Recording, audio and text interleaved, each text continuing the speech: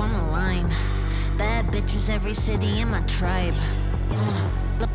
Look behind. Booty dominate.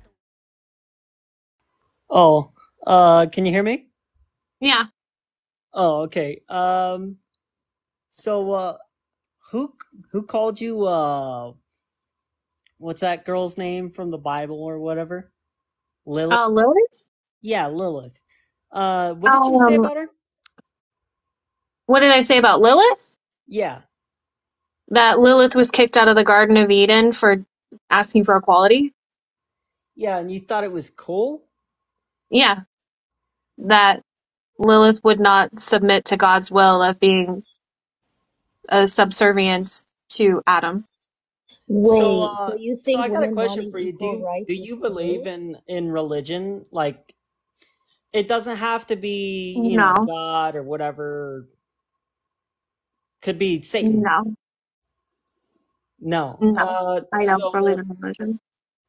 you don't believe in Satan, Lilith, hell? No, No? no. Oh, okay. Then let me change the subject.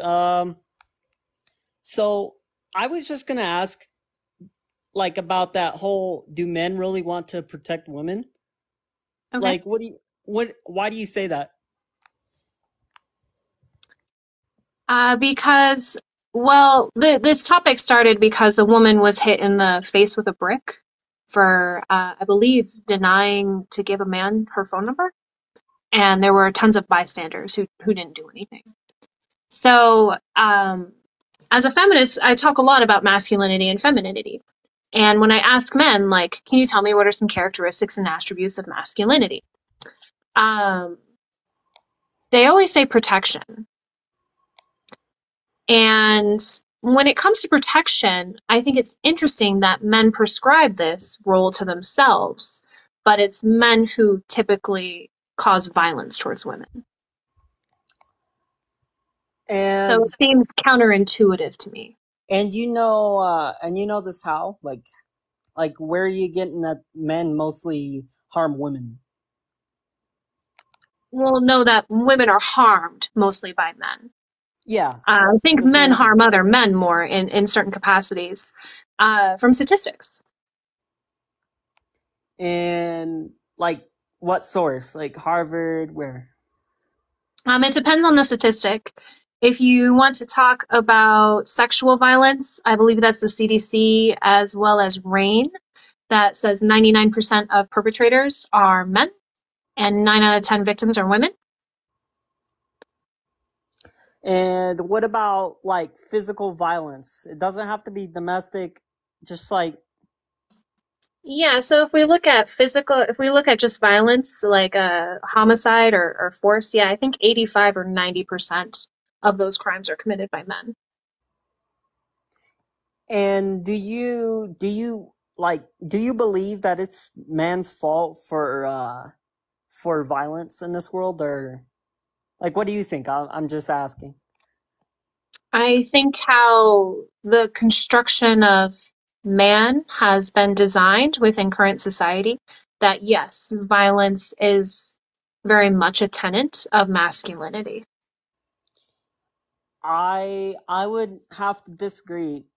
Violence is not a part of masculinity, but if you look at those statistics and you think and you apply that statistic to what masculinity is, I think you're only going to come with one conclusion, that violence is a very critical part of masculinity, when indeed it's not.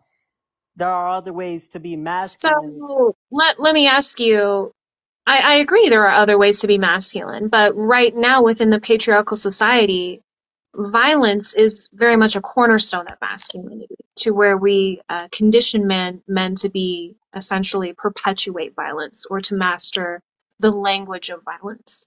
What do you think are characteristics of masculinity? I would have to say, like, protective, like most men say, protective. Uh, and what I mean by protective is like protecting your family, protecting your loved ones, like your friends, your family, the ones you Right. hold I close don't to need you. an explanation. I just need the bullet points. Like, can you give me bullet points of masculinity?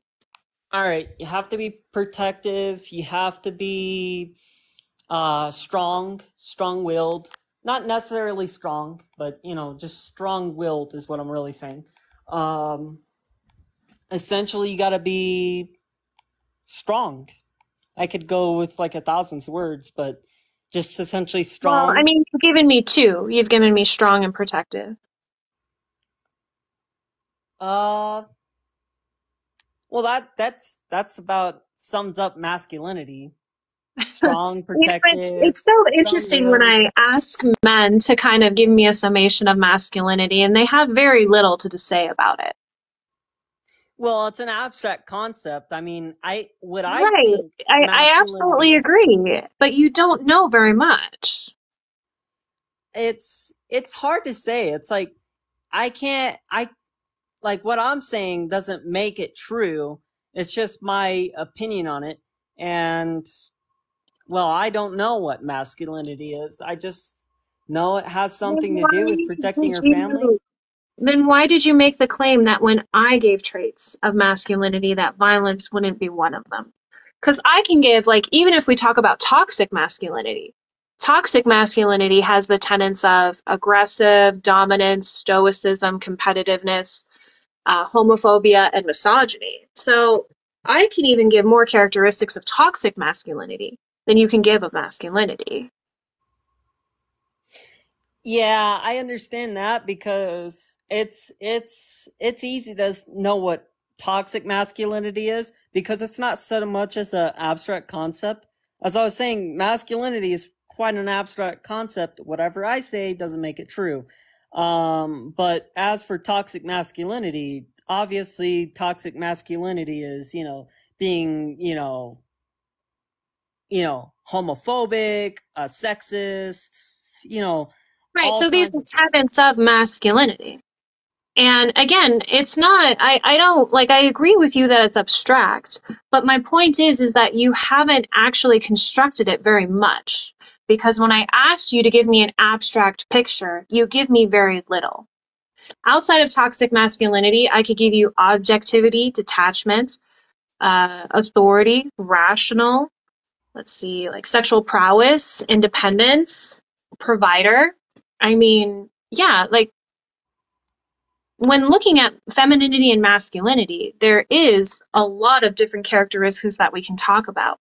And um, it's just interesting to me how I talk about violence being a cornerstone and you say no.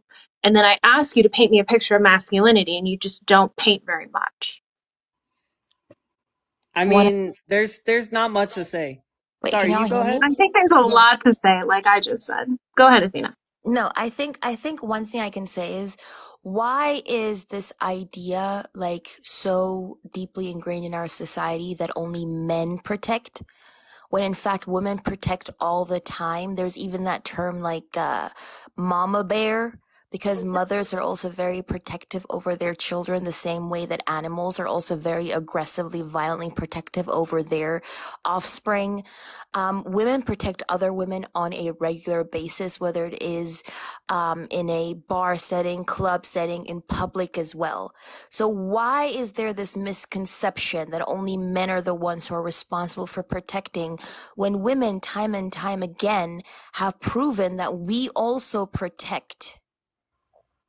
And like even what you mentioned with regards to being strong and protective, these are not gendered traits. Like these are things that Yeah, these are apply not to gender women as traits. well.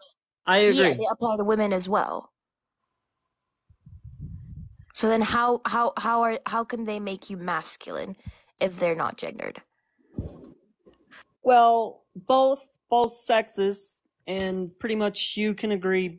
Pretty much anybody can agree that, like what you just said, anybody can be a provider. Anybody can be strong-willed. Anybody can be, you know, these traits. These traits are shared. They're not gendered.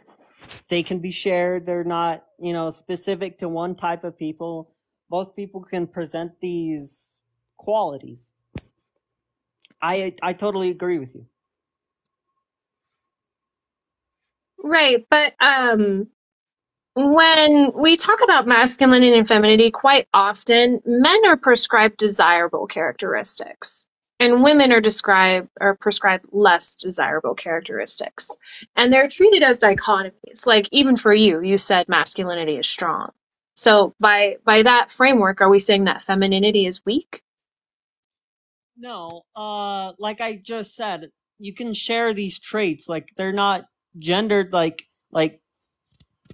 what's her name? Kimberly has told me they're not gendered. They can be shared. They're to be strong Right, but we have is not gendered a them man's in trait. It's society. like a shared trait. You have to recognize that we have gendered them in our society, that women are not essentially permissible to act like men.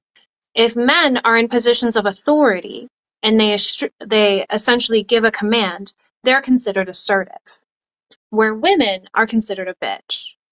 If men engage in promiscuous behavior, they're called a playboy, where women are called whores and sluts. If men decide not to get married, then they're called bachelors, where women are called spinsters and cat ladies. So, yes, while I agree that they can share the characteristics, because of the social construction of gender, women receive hate or violence even when they act like men. Well, I I agree with what you say mostly, but there are some parts, especially with like how women are viewed as whores, sluts, and how men are viewed as playboys. Like how you said it. I agree that both men and women could be pretty much whores. I mean, except in the case that a man can't just give his body away unless he's got some mojo working for him or some magic. That's where Right, but my point is that men are revered and given positive affirmations for acting this way, where women are demonized and sent hate. So yes, there are constructions that even though both genders can possess these traits, there are different societal reactions to them exhibiting this behavior. I understand that. It doesn't make it right. Doesn't make anything like opinions are not even right because they're just subjective, man. They're like you can't begin to quantify someone's opinion as truth or written in stone because well it's just that it's an opinion. It's not like nothing matters. It's like opinions don't matter because they're just opinions. I agree, like totally agree that makes Well, sense. I think, like, again, if we're going to talk about our opinions, we can have standards of like reason, logic, um, facts. Like, there can be like objectivity rooted in your opinion, and that's what we're discussing. So, like if you like do you acknowledge that a disproportionate amount of violence is committed by men? That predominantly a vast majority of people who commit violence is men? Yeah, I do. So why do you think that violence is a men's issue? I Oh man, this is a hard one. I'd have to say because how those people are raised or it has something to do with their childhood usually or the way they were raised or certain things, right? Right, so I would argue that it's because of the patriarchy and how the patriarchy has socially constructed the idea of what it is to be a man. Like Athena said, that you have to cut off emotional parts of yourself in order to establish domination, through Oh, aggression, through competition, in order to be successful. hold on.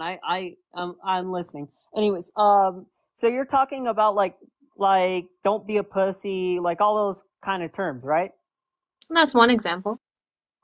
Um, I would have to say about that is like, yeah, that's part of, being a man to some people, but to me, that's not a part of being a man.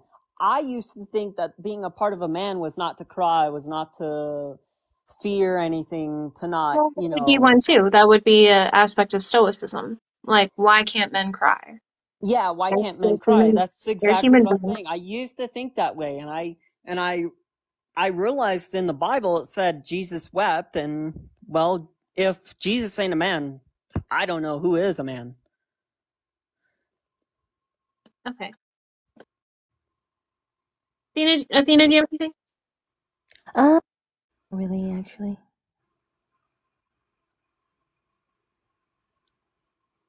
I feel like, do you have anything you disagree with, Durag?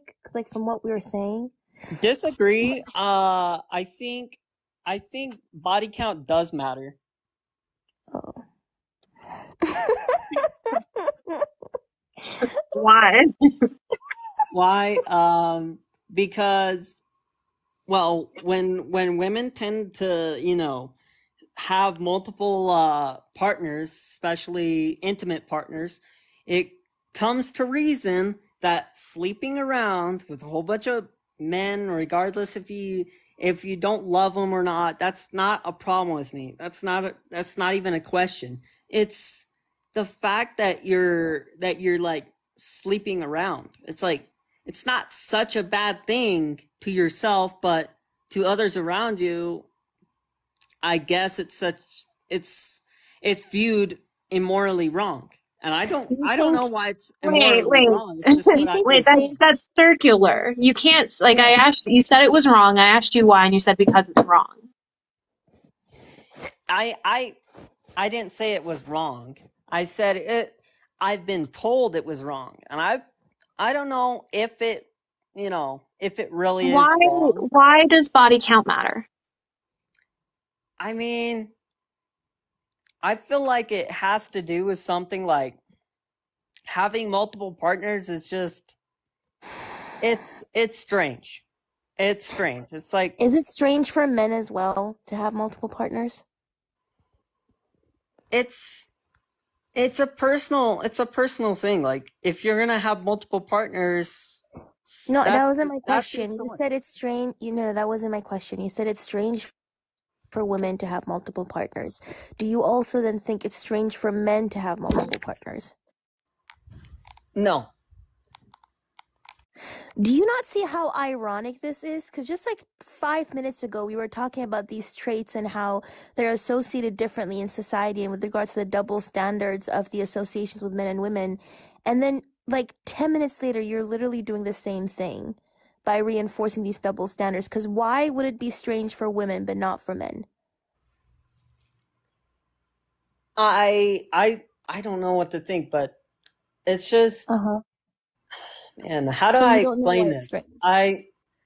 It's it's just not right. Like having multiple partners, to me, it feels like it's gonna make it more likely to someone to cheat on another. So you think Why? men, yeah. So what? Why? Would you think that people make better choices if they have more information? That's looking at it from a statistical and scientific standpoint. I'm talking of it. I'm I think talking just looking about at it from a logical standpoint. If you're in a situation and you have more information, if you have education on anything, do you think you are in a better position than if you did not have that? no, not necessarily with sex. What do you mean? I mean, if we're talking about sexual experience, which is what you're referring to after having multiple sexual partners, Why is sex the outlier? Like, why did you exclude that specific one? Because I'm sure in other situations you would agree that if you have experience, that you are in a better position than if you didn't. what? I think you're special pleading for sex because I think it is a very basic logical conclusion that we can come to that if you have more experience or more knowledge, you are in a better position in your decision making process than without. Typically. Hold on, I have to go. Okay. Sorry. Bye. Bye.